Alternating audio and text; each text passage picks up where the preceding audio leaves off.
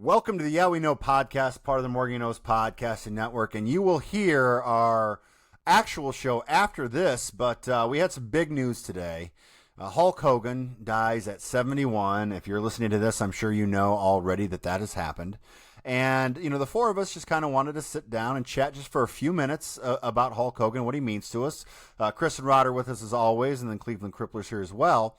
I just want to start off, guys, by saying it's interesting how a lot of the people that we listen to, podcast-wise, we've all kind of come up with the same idea or the same way to go about this, where Hulk Hogan dying is a very sad, and it stinks because he is the reason why pretty much everybody is here right now. Terry Bollea, the person, still scum, not good at all.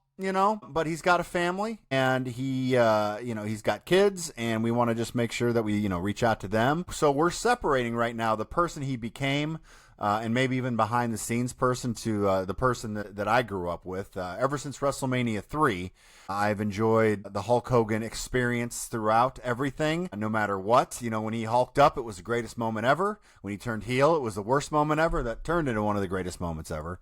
So yeah, it's a sad day, Rod. Sad day at all. Yeah, I think that's well put by you, right? It's one of those things that we forget about an awful lot in this game of watching and loving professional wrestling the way that we do, is that these guys are still just playing characters, right? And that can mean good and it can mean bad, right?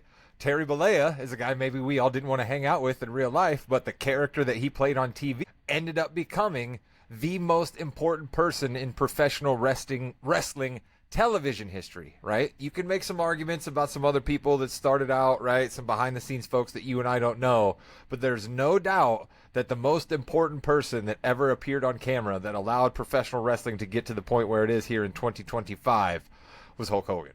Because Hulk Hogan appeared on camera way before Vince McMahon did, right? And Vince McMahon was behind the scenes. So if you have no Hulk, you have no blonde hair, you have no 7 foot tall, which we all know he wasn't 7 foot tall. You have no 300 pounds, which we all know he wasn't quite 300 pounds, right? But he seemed larger than life. He had charisma, and it just worked, right? It was a simpler time in the 80s, and Hogan had all the ingredients we needed, and I bought it hook, line, and sinker. Yeah, Chris, back in the 80s when you were 30, 35, did you have a different aspect or different thoughts about Hulk Hogan? That's back when, I'll be honest, if it wasn't for the Hulkster, I probably wouldn't be a wrestling fan, just like you said, right? Because if it wasn't for that Saturday morning cartoon, right, where I got to see Hulk Hogan and his crew save the day against Rowdy and the Iron Sheik just about every week, I don't think I would have been inclined to even watch the Saturday night main events, the Friday night fights that were going on, right? So he is a big reason. Even if I wasn't necessarily a Hulk fan, I wasn't a Hulkamaniac, I was definitely a bigger fan of Roddy Piper, right? Definitely you always like the bad guys. Yeah. But you don't get that type of reach without somebody like Hogan. And as crappy as maybe he has been outside the ring, that work inside the ring, we can still mourn that loss, right? And that's what we're doing. We're going to mourn that loss because that's important to us.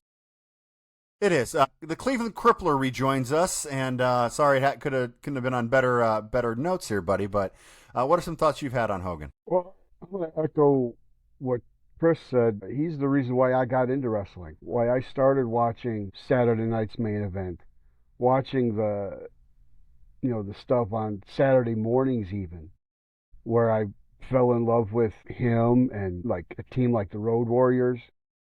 It was all new. It was all different.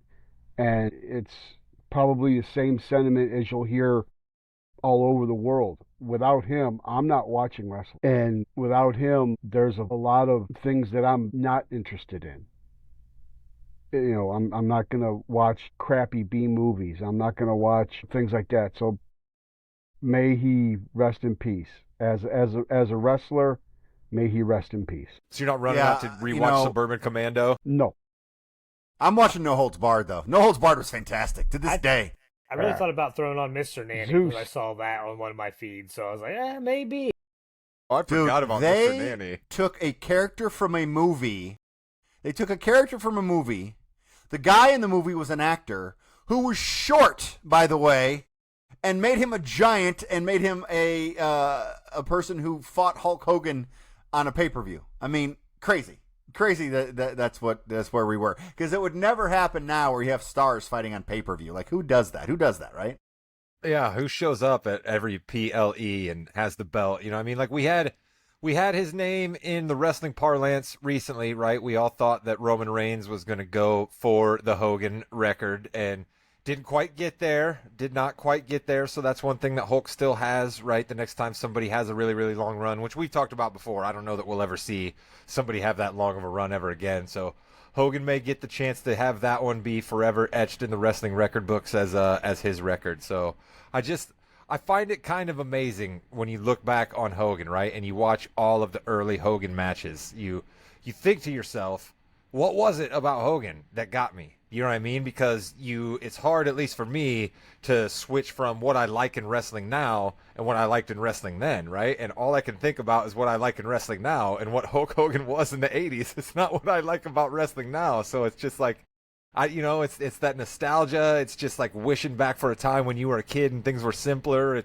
I don't necessarily know that it's Hogan's wrestling ability. I think it's just what Hogan represents, Jimmy, if that makes any sense. Well, think about all the people that we wouldn't have been able or been, open to seeing if it wasn't for Hogan, right? I'm with you, Rod. Like, I wasn't a Hogan fan. I thought his matches were almost all exactly the same for the most part, except for, like, the big ones, the pay-per-views and whatnot. But if it wasn't for him, I don't know who Hacksaw Jim Duggan, Coco Beware, the Junkyard Dog, the Hart Foundation, Brett, everybody, right? How many people do we not know then if it's not for somebody like Hogan who can reach further than wrestling fans into mainstream, all right? Thunderlips, Rocky 3, you don't get bigger than that. So there are three moments that I remember Hogan for sure. Number one, they're all happened on Saturday Night's Main Event. Hogan and Orndorff in that steel cage match where they both hit the floor at the same time. As a kid, you have no idea what's going on there. That was terrific. That was a great feud. That was something that could have been a WrestleMania 3 feud. I thought that was terrific. Speaking of WrestleManias and things like that, Saturday Night's Main Event between Hogan and Andre, where Hogan loses to Andre the Giant because there's a second referee. It's so unique that they had twins there, right? But I think one of my favorite ones is the forming of the Mega Powers.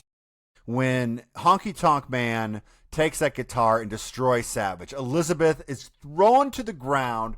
Her strap comes off. She's crying. She runs to the back. No one had any idea what was going on. And then Hogan comes out and does that, hit and points at the ring, goes in, forms the Mega Powers, and goes off. So, some great memories to think about right now, Rod, you got anything? I was on mute there. My God. Jimmy, we'd be remiss if we did not mention the Pontiac Silverdome.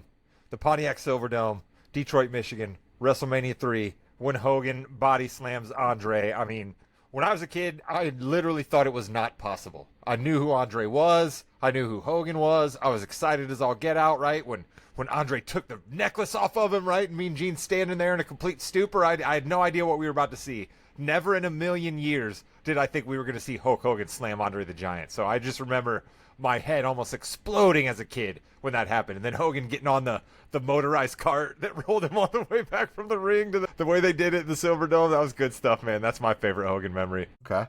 Crippler. Mine has to be his... Crippler, you got anything good? Yeah. Where he got the belt from the Iron Sheik. Yeah, it's the Iron Sheik match where he got the belt after Sheik won the belt from Bob Backlund. That's what got it for me, because you had the American versus the Iranian, and you had good versus evil, and Hogan just lit up, did the pointing, the leg drop, and that's kind of what really cemented the memory for me, was all that. Okay. And then, Chris, how about you? I know you just started watching wrestling last week, so do you have any Hogan memories? My favorite Hulk Hogan in-ring moment, and I like Anarchy, it's when he joined the NWO.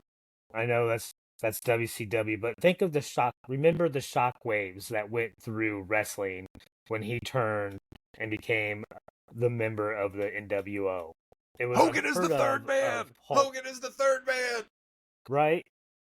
It was insane. Everybody was talking about it. We were in Muncie, and that was the talk of the town. All right. Yeah, I mean that's kind of what started the whole wrestling war and what became a gigantic wrestling. So he's been a part of it all. And his last time on WWE was Saturday Night's Main Event getting booed because of All American Beer or Real American Beer or whatever that is. I will tell you this: the video package that starts off SmackDown will not get booed. It will get cheered. The video package on Raw will be the same, and it'll be a really nice time to reminisce about that because it's Hulk Hogan.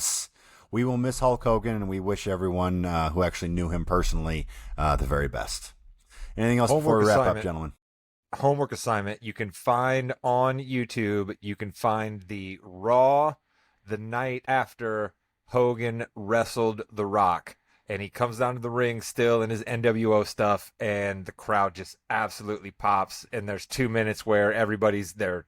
We're not worthy. They're cheering him. They're screaming. Hogan can't say anything for 2 minutes. Like if you wanna feel that nostalgia, that kick, that hit in the pit of your stomach, look up when Hogan came out on Raw after fighting The Rock, and that place goes absolutely ballistic. Hogan almost sheds a tear because he can't even believe it. Because at that time, he wasn't sure if he was going to be back in the good graces of the WWE fans, and they embraced him warmly, and he went back to the red and yellow for a little while. And so that's a moment I watched a couple of times today. 100%. And with that, you've been listening to the Yeah We Know podcast, part of the More You Knows podcasting network. In the ring with Jimmy, Chris, Rod, and the Crippler. Goodbye, Hulkster.